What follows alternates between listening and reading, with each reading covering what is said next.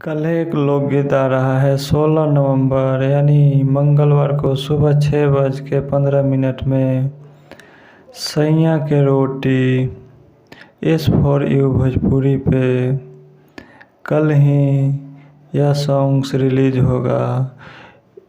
इस चैनल पे पहला सॉन्ग्स खेसारी लाल यादव का आ रहा है, जो कि कल ही इस सॉन्ग्स का नाम रखा गया है सैया के रोटी। इसमें फिट है रानी एक्ट्रेस।